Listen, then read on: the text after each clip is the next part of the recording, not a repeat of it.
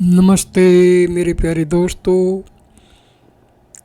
रमन महर्षि की शिक्षाएं, इस विषय पर ये 9वां वीडियो है और इस वीडियो का विषय है गुरु।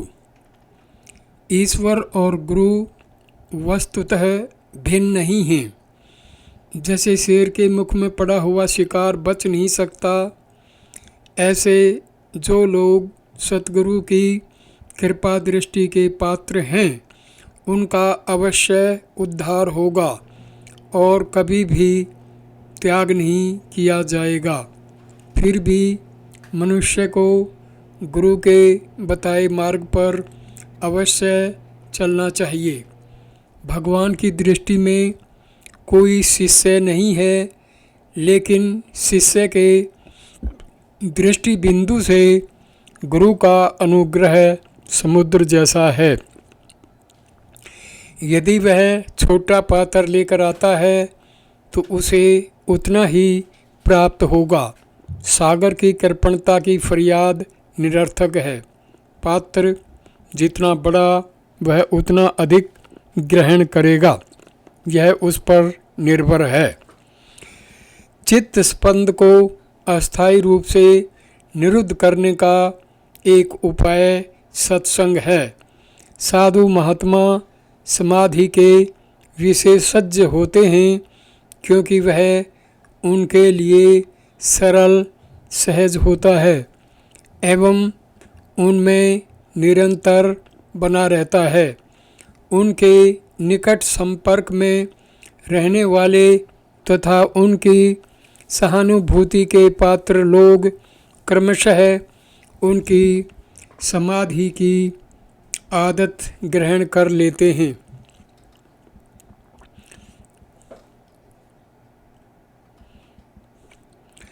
प्राय आध्यात्मिक मार्गदर्शन करने वालों को गुरु कहा जाता है, किंतु श्री रमन की व्याख्या मर्यादित है। उनके मत में सच्चा गुरु वह है जिसने आत्म साक्षात्कार किया है एवं अपनी शक्ति से दूसरों को साक्षात्कार का ध्येय प्राप्त करने में सहायता कर सकता है।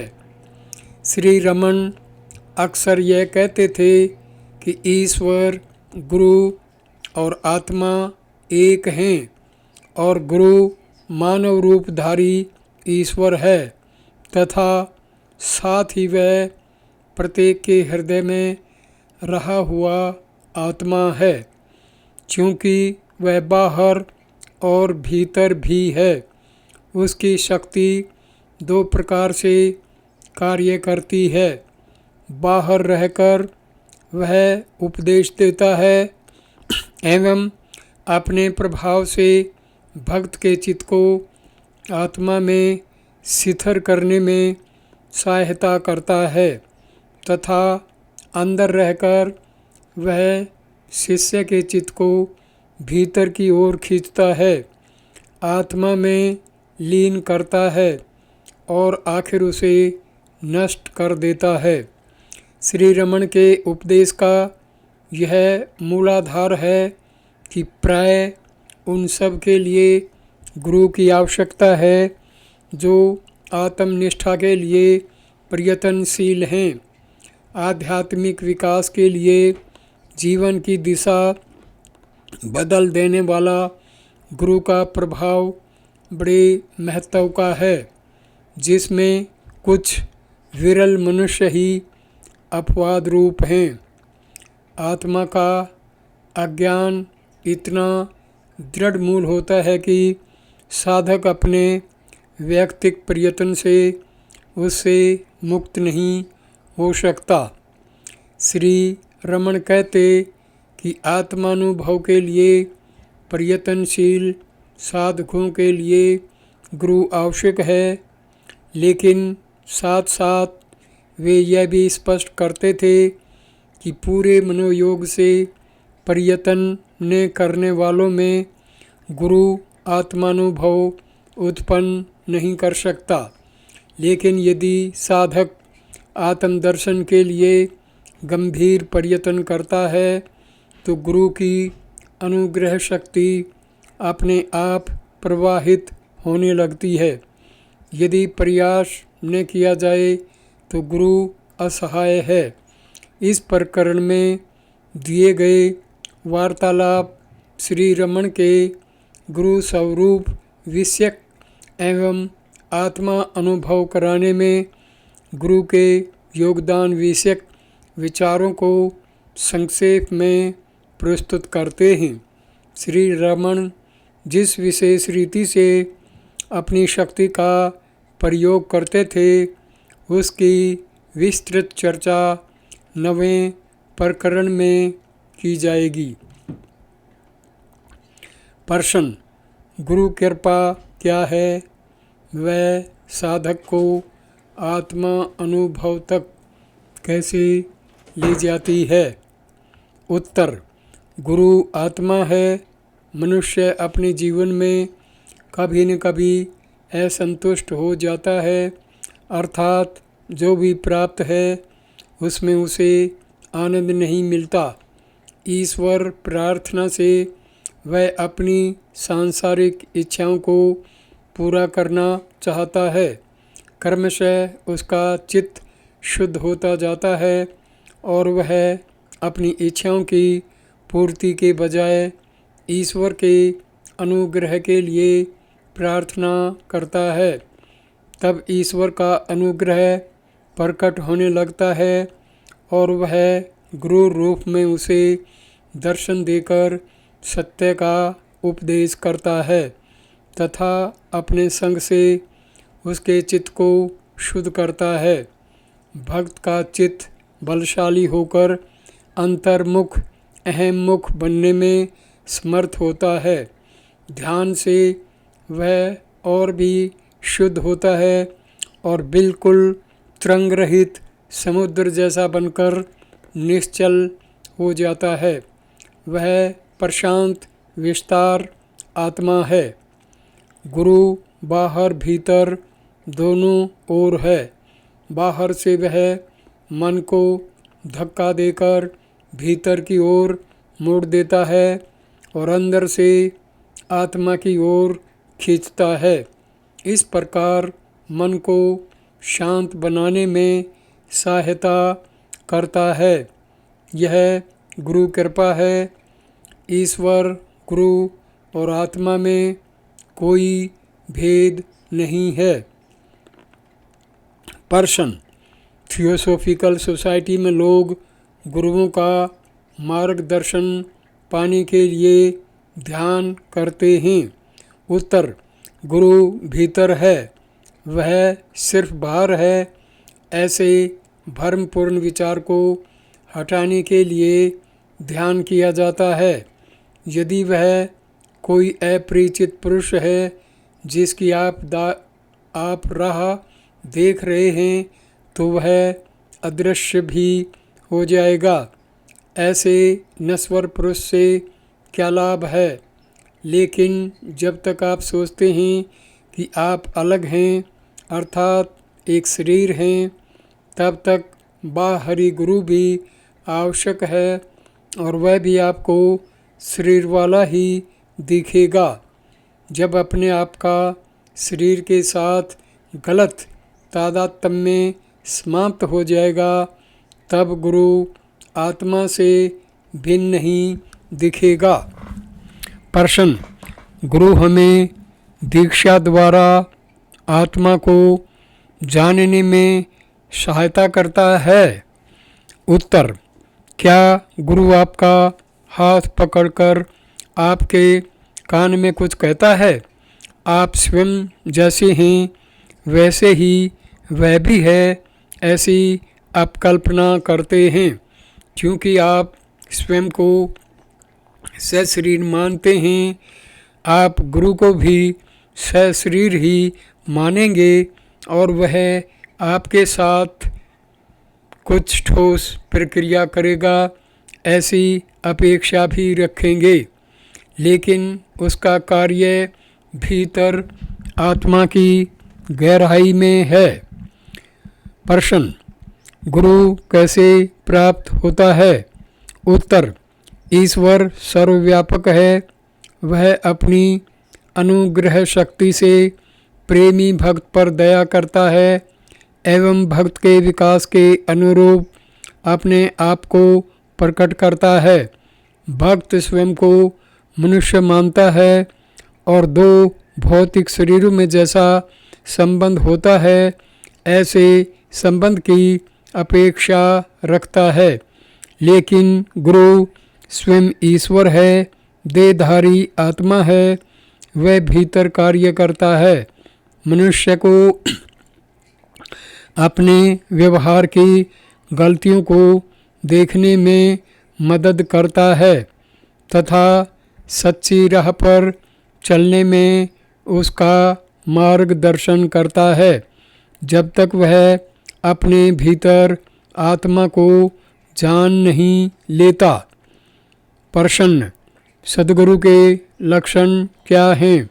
उत्तर, आत्मा में शिथिर निष्ठा, सबके प्रति समदृष्टि, सब देश काल तथा परिस्थितियों में अकंप्य धैर्य। प्रश्न, विभिन्न आध्यात्मिक मार्गों का उपदेश करने वाले बहुत गुरु हैं।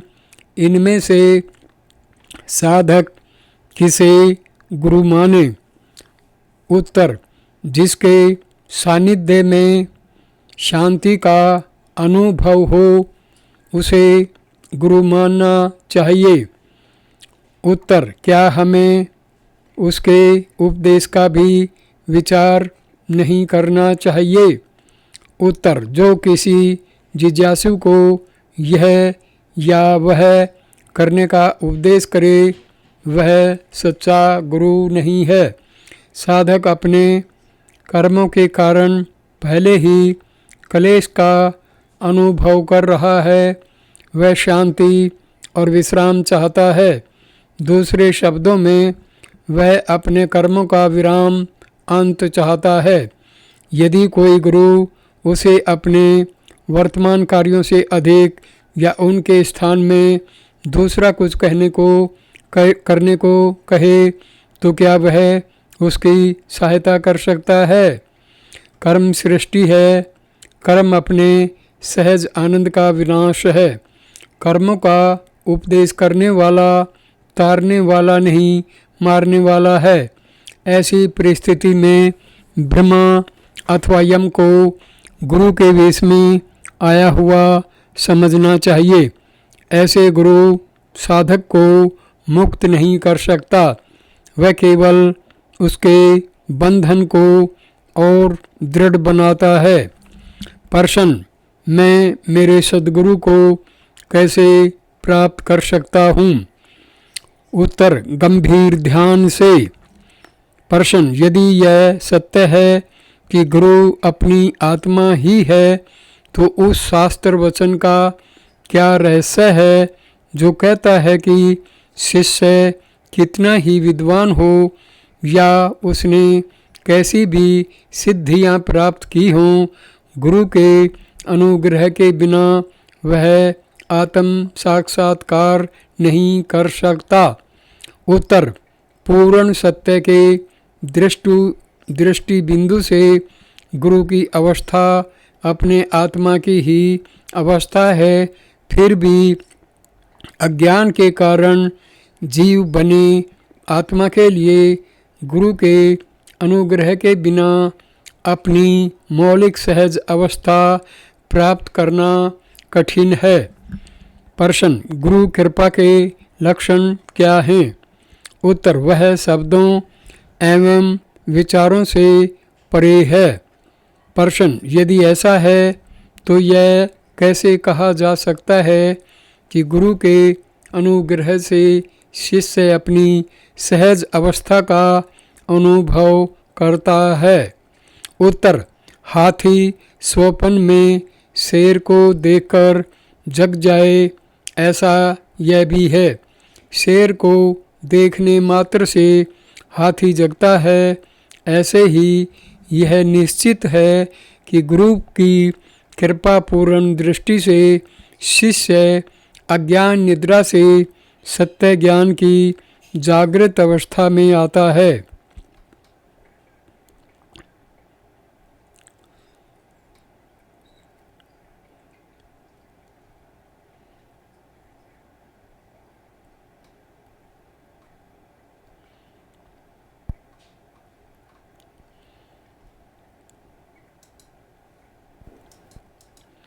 प्रश्न, यह कहने का क्या अभिप्राय है कि गुरु स्वरूप से पर ब्रह्म हैं?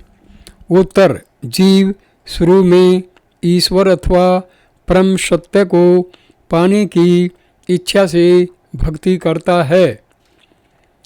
जब उसकी भक्ति परिपक्व होती है तब ईश्वर, जो कि जीव का साक्षी एवं वास्तविक स्वरूप है, प्रकट होता है। वह अपने स्वाभाविक सच्चिदानंद लक्षण से युक्त होकर तथा करुणा से नाम रूप धारण करके प्रकट होता है।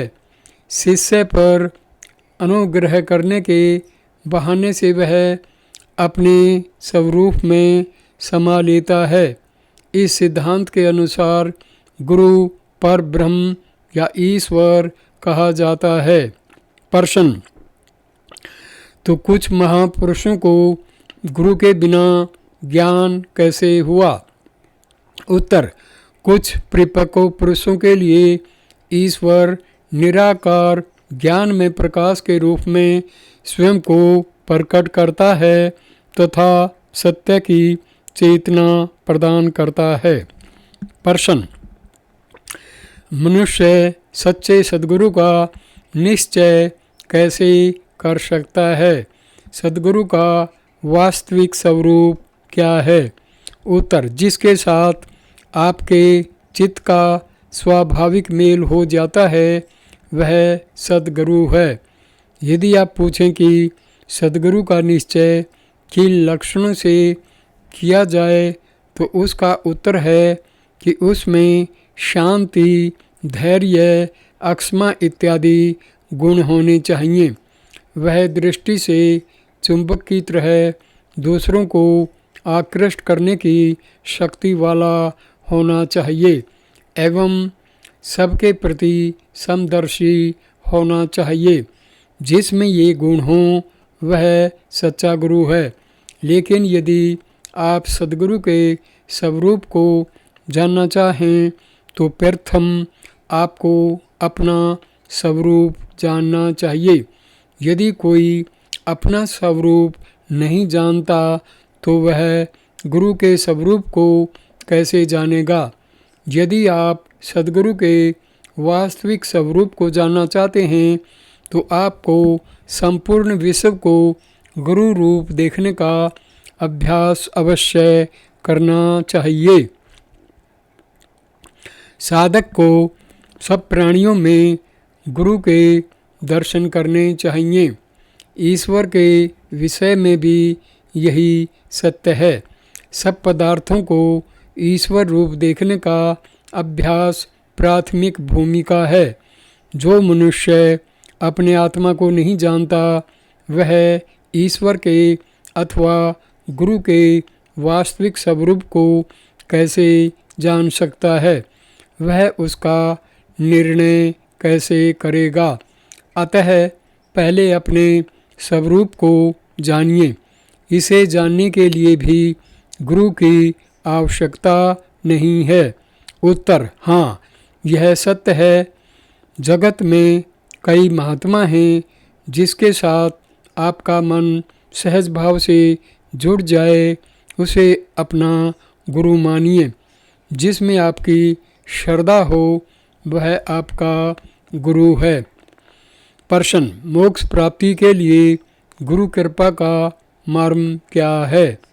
उत्तर, मोक्ष आपसे बाहर कहीं नहीं है, आपके भीतर है। यदि मनुष्य में मोक्ष की सच्ची अभिप्सा हो तो आंतरिक गुरु से अंदर की ओर खींचता है और बाह्य गुरु उसे आत्मा की ओर मोड़ता है। यह गुरु के अनुग्रह का मर्म है। प्रश्न, कुछ लोग प्रचार करते हैं कि आपके मतानुसार गुरु की आवश्यकता नहीं है। कुछ अन्य लोग इससे ठीक उल्टी बात कहते हैं। इस विषय में महर्षि का क्या कहना है? उत्तर, मैंने कभी नहीं कहा कि गुरु की आवश्यकता नहीं है। प्रश्न, श्री अरविंद तथा कुछ अन्य लोग आपका कोई गुरु नहीं था ऐसा कहते हैं। उत्तर, यह आप गुरु किसे कहते हैं उस पर निर्भर है। गुरु मनुष्य रूप में ही हो यह जरूरी नहीं। दत्तात्रेय जी के 24 गुरु थे, जिनमें पृथ्वी, वायु, जल इत्यादि 5 महाभूत भी शामिल हैं। विश्व का प्रत्येक पदार्थ उनका गुरु था। गुरु अनिवार्य है। उपनिषद कहते हैं कि मनुष्य से तथा इंद्रियों से दिखने वाले दृश्यों के जंगल से मनुष्य को गुरु के बिना और कोई निकाल नहीं सकता। गुरु अवश्य होना चाहिए। प्रश्न, मेरा मतलब है मानव गुरु, महर्षि का मनुष्य गुरु नहीं था। उत्तर, किसी एक या दूसरे समय हो सकता है, लेकिन क्या मैंने अरुणाचल की स्तुतियाँ नहीं गाई? गुरु क्या है? गुरु ईश्वर या आत्मा है। शुरू में मनुष्य इच्छा पूर्ति के लिए ईश्वर से प्रार्थना करता है। समय आने पर भौतिक इच्छाओं की पूर्ति के लिए स्वयं ईश्वर के लिए प्रार्थना करता है। तब ईश्वर उसके समक्ष एक या दूसरे रूप में प्रकट होता है, चाहे वह मनुष्य हो या कुछ और, एवं उसे स्वयं के प्रति आने के लिए मार्गदर्शन करता है। प्रार्थना का ऐसा फल होता है वह साधक की आवश्यकता अनुसार होता है। उत्तर, प्रश्न, एक गुरु में श्रद्धा रखकर मनुष्य दूसरों का आदर कर सकता है? उत्तर, गुरु एक है, वह भौतिक नहीं है। जब तक दुर्बलता है, समर्थ का सहारा आवश्यक है। प्रश्न, जो कृष्णमूर्ति कहते हैं गुरु की आवश्यकता नहीं है। उत्तर, उन्होंने यह कैसे जाना? मनुष्य साक्षात्कार के पश्चात ऐसा कह सकता है, पहले नहीं। प्रश्न, भगवान हमें सत्य का साक्षात करने में मदद करेंगे? उत्तर, हमेशा, सहायता हमेशा मौजूद है। प्रश्न, तब तो प्रश्न आवश्यक है। मुझे हमेशा मौजूद सहायता का अनुभव नहीं होता। उत्तर, आत्म समर्पण कीजिए और आपको उसका अनुभव होगा। प्रश्न, मैं हमेशा आपके चरणों में हूँ। भगवान मुझे अनुसरण करने के लिए कोई उपदेश देंगे, अन्यथा 600 मील दूर रहकर मैं सहायता कैसे प्राप्त कर सकता हूँ? उत्तर, सद्गुरु अंदर हैं। प्रश्न, इस तथ्य को समझने के लिए भी सद्गुरु जरूरी है। उत्तर, सद्गुरु अंदर है। प्रश्न, मैं देख सकूं ऐसा सद्गुरु मुझे चाहिए। उत्तर, वह दिखने वाला गुरु कहता है कि वह अंदर है। प्रश्न, सफलता सद्गुरु के अनुग्रह पर निर्भर नहीं है? उत्तर, हाँ है।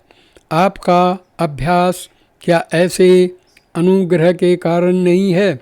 साधना या अभ्यास के परिणाम स्वरूप फल अपने आप प्रकट होते हैं। कैवल्य नवनीत का एक श्लोक कहता है, हे गुरु, आप हमेशा मेरे साथ थे और जन्म जन्मांतर में मेरी प्रगति को देख रहे थे। एवं मेरा मार्ग निश्चित करते थे। जब तक मैं मुक्त न हो गया, प्रसंग आने पर आत्मा गुरु रूप में प्रकट होता है, अन्यथा वह हमेशा अंदर रहकर जो करना आवश्यक होता है उसे करता रहता है। प्रश्न, शिरडी वाले साईं बाबा के कुछ भक्त उनके चित्तर की पूजा करते हैं। वे कहते हैं कि वह चित्तर उनका गुरु है। यह कैसे हो सकता है? वे ईश्वर मानकर चित्तर की पूजा करें तब तक ठीक है, लेकिन उसे अपना गुरु मानने से क्या लाभ हो सकता है? उत्तर, उससे चित्त एकाग्र होता है। प्रश्न, मैं सहमत हूँ कि वह एकाग्रता के अभ्यास में कुछ हद तक सहायक हो सकता है, लेकिन उस एकाग्रता के लिए गुरु आवश्यक नहीं है। उत्तर, यह सही है, लेकिन आखिर गुरु का अर्थ गुरी या एकाग्रता है। प्रश्न, अचेतन चित्तर गंभीर एकाग्रता को सिद्ध करने में क्या सहायता कर सकता है? उसके लिए जीवित गुरु होना चाहिए जो स्वयं प्रयोग करके दिखाए। कदाचित श्री भगवान जैसे विरल महापुरुषों के लिए बिना गुरु के सिद्धि पाना संभव हो सकता है, लेकिन मेरे जैसे साधारण मनुष्य के लिए यह कैसे संभव है? उत्तर, यह ठीक है, फिर भी अचेतन चित्त की पूजा से कुछ हद तक चित्त एकाग्र होता है। वह एकाग्रता अन्वेषण करके अपने आत्मा को जाने बिना शिथिल नहीं होगी। उस अन्वेषण के लिए गुरु की सहायता आवश्यक है। प्रश्न, कहा जाता है कि गुरु अपनी शक्ति का संचार शिष्य में करके उसे आत्मज्ञान करा सकता है। क्या यह सच है? उत्तर, हाँ, गुरु आत्म साक्षात्कार कराता नहीं, उसके मार्ग में रहे हुए अवरोध हटाता है। आत्मा तो नित्य साक्षात है। प्रश्न, आत्म साक्षात्कार के लिए गुरु अनिवार्य नहीं है? उत्तर, जब तक आप आत्म साक्षात करना चाहते हैं गुरु आवश्यक है। गुरु आत्मा है। गुरु को सच्चा आत्मा एवं स्वयं को जीव मानिए। इस द्वैत भाव का नाश अज्ञान नाश है। जब तक आप में द्वैत भाव है गुरु आवश्यक है, क्योंकि आप स्वयं को शरीर से एक रूप मानते हैं। आप सोचते हैं कि गुरु भी एक शरीर है, लेकिन आप शरीर नहीं हैं, न ही गुरु शरीर है। आप आत्मा हैं और गुरु भी आत्मा है। जिसे आप आत्म साक्षात्कार कहते हैं, उससे यह ज्ञान प्राप्त होता है। प्रश्न, साधक यह कैसे जाने कि अमुक व्यक्ति गुरु होने योग्य है? उत्तर, उनके सानिध्य में चित्त की शांति के अनुभव से और उनके प्रति आपके मन में पूज्य भाव के अनुभव से। प्रश्न, यदि पूर्ण श्रद्धा वाले शिष्य को यह पता चले कि गुरु अयोग्य है तो उस शिष्य का क्या होगा? उत्तर, प्रत्येक की गति उसकी योग्यता अनुसार होगी। प्रश्न, मुझे गुरु कृपा प्राप्त होगी? उत्तर, गुरु कृपा हमेशा मौजूद है। प्रश्न, लेकिन मुझे उसका अनुभव नहीं होता। उत्तर, आत्म समर्पण से मनुष्य को गुरु कृपा का अनुभव होता है। प्रश्न, मैंने हृदय तथा आत्मा समर्पित कर दिए हैं। मैं अपने हृदय को खूब जानता हूँ, फिर भी गुरु कृपा का अनुभव नहीं होता। उत्तर, यदि आपने आत्म समर्पण किया होता तो प्रसन्न नहीं होते। प्रश्न, मैंने समर्पण किया है फिर भी प्रसन्न होते हैं। उत्तर, अनुग्रह नित्य है, आपका अभिप्राय बदलता रहता है। दोष और किस जगह हो सकता है? प्रश्न, किसी के एक से अधिक आध्यात्मिक गुरु हो सकते हैं। उत्तर, गुरु कौन है? आखिर वह आत्मा है। चित्त की एकता के अनुसार आत्मा बाहरी गुरु के रूप में प्रकट होता है। प्राचीन समय के प्रसिद्ध संत दत्तात्रेय कहते थे कि उनके 24 से अधिक गुरु थे। जिससे कुछ भी सीखा जाए वह गुरु है। कभी कभी अचेतन पदार्थ भी गुरु हो सकते हैं, जैसे दत्तात्रेय के उदाहरण से स्पष्ट है। ईश्वर, गुरु और आत्मा एक हैं। आध्यात्मिक दृष्टि बिंदु वाला मनुष्य सोचता है कि ईश्वर सर्वत्र व्यापक है और वह उसे ही गुरु मानकर चलता है। बाद में ईश्वर उसे व्यक्तिगत गुरु के संपर्क में लाता है और वह उसकी सर्वरूपता को पहचान लेता है। अंत में गुरु कृपा से वह अनुभव करता है कि आत्मा ही सत्य है, अन्य कुछ भी नहीं है।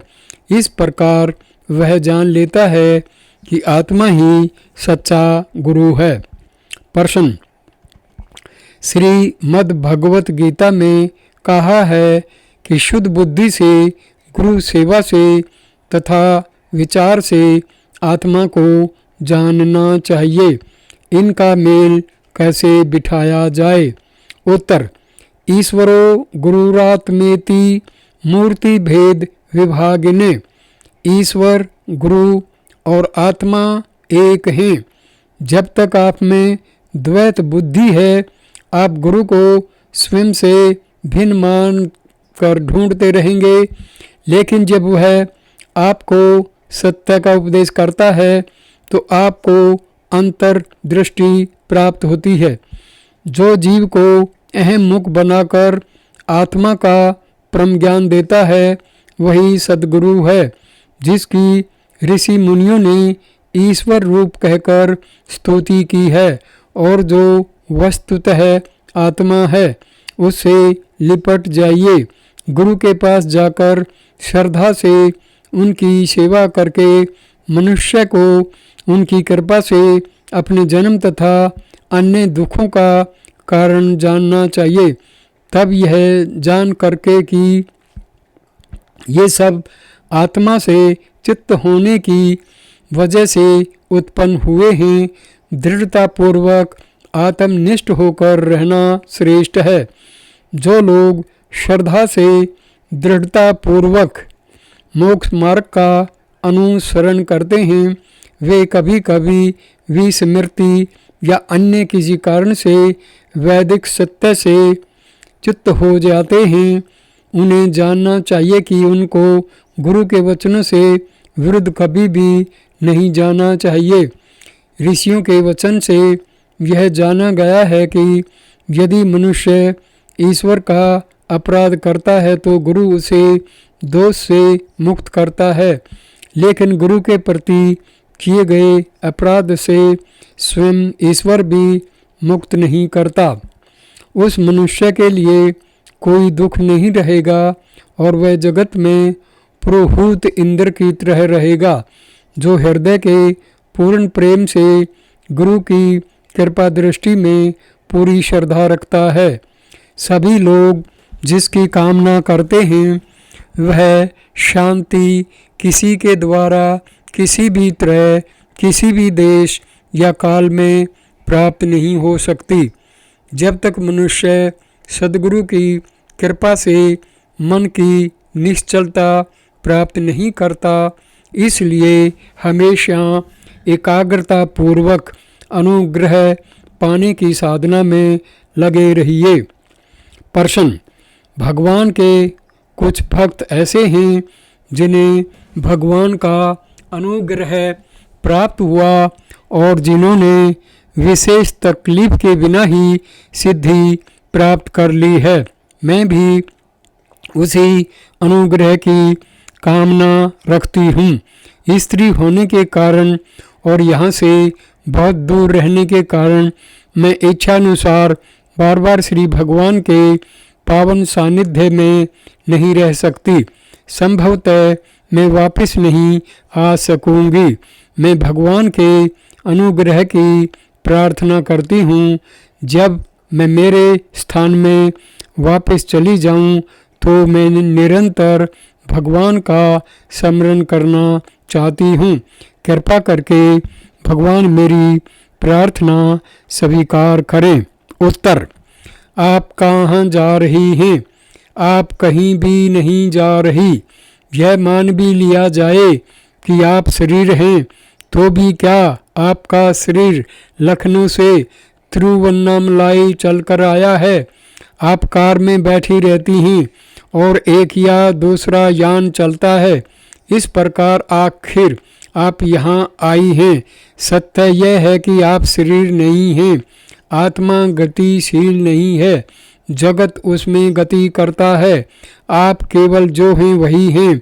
आप में कोई परिवर्तन नहीं है।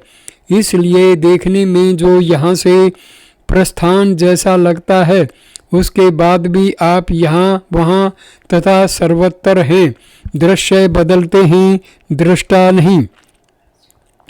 और जहाँ तक अनुग्रह का सवाल है, वह आपके अंदर है। यदि वह बाहर होता तो निरर्थक होता। अनुग्रह आत्मा है। आप कभी भी उसकी प्रभाव मर्यादा से बाहर नहीं हैं। अनुग्रह नित्य है। प्रश्न: मेरा मतलब है कि जब मैं आपके स्वरूप का स्मरण करूं, तब मेरे मन को बल मिलना चाहिए एवं आपकी ओर से भी प्रत्युत्तर मिलना चाहिए। मुझे मेरे व्यक्तिगत प्रयत्न पर नहीं छोड़ देना चाहिए, जो बहुत दुर्बल है। उत्तर: अनुग्रह आत्मा है। मैंने पहले ही कह दिया है कि यदि आप भगवान को याद करती हैं तो आत्मा आपको ऐसा करने के लिए प्रेरित करता है। क्या अनुग्रह पहले से ही मौजूद नहीं है? क्या एक क्षण भी ऐसा है जिसमें अनुग्रह आप में सक्रिय न हो? आपका स्मरण अनुग्रह का पूर्वगामी है। वही प्रत्युत्तर है। वह उद्दीपक है। वह आत्मा है और अनुग्रह है। चिंता का कोई कारण नहीं।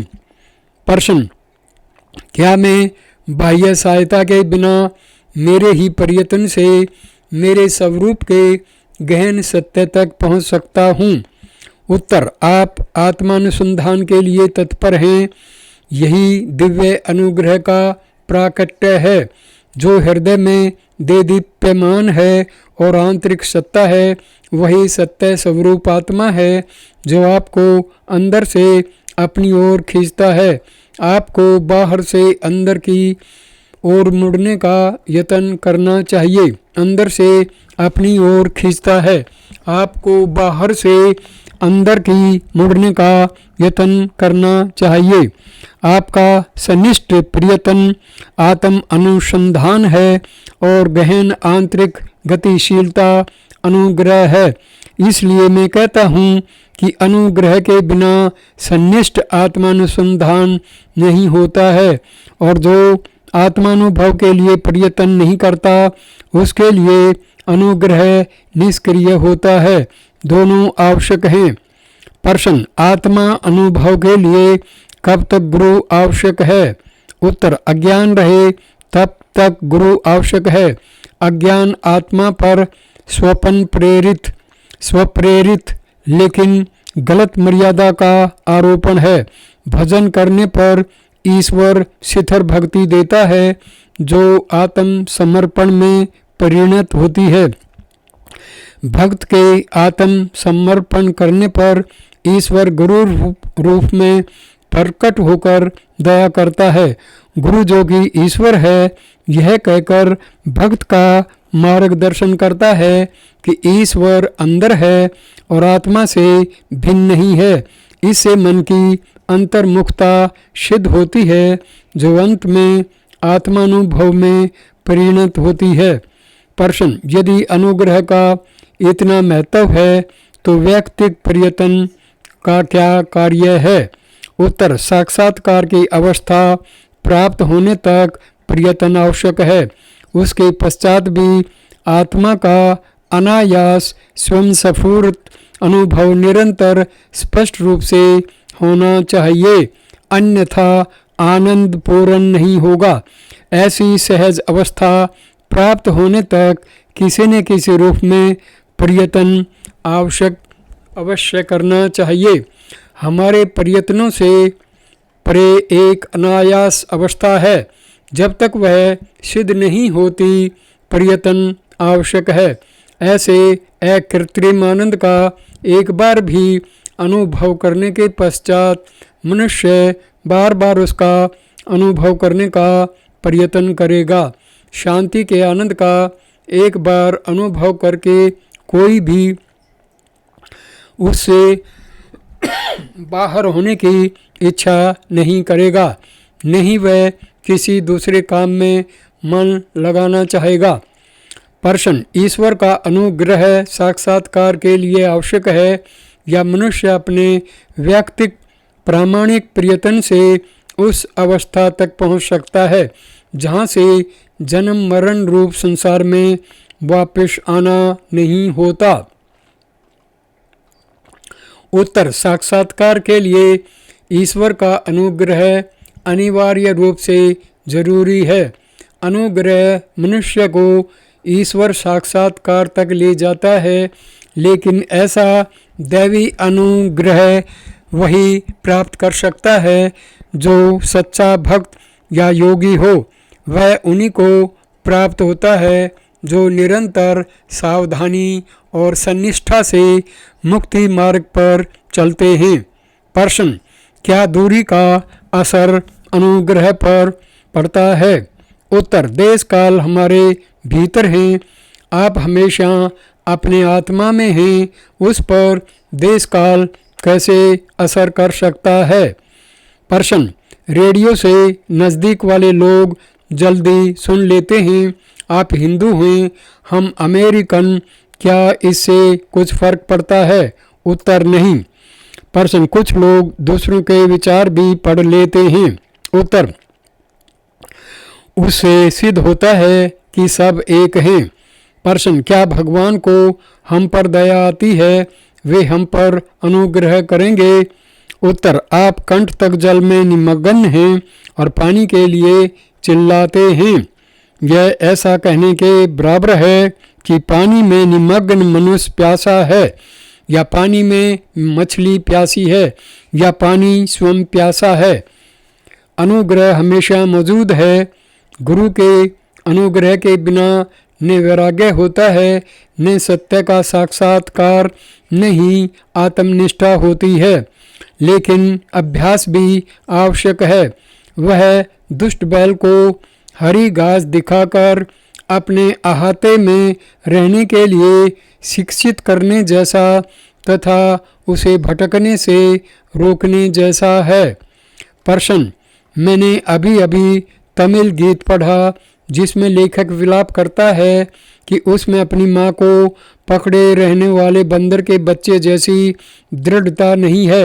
वह तो बिल्ली के बच्चे जैसा है जिसे उसकी माँ गले में पकड़कर इधर उधर घूमती है।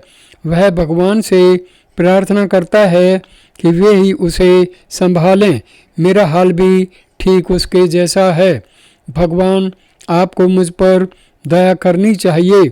मुझे गले में पकड़कर घुमाइए ताकि मैं कहीं गिरकर चोट न पाऊं। उत्तर, यह असंभव है।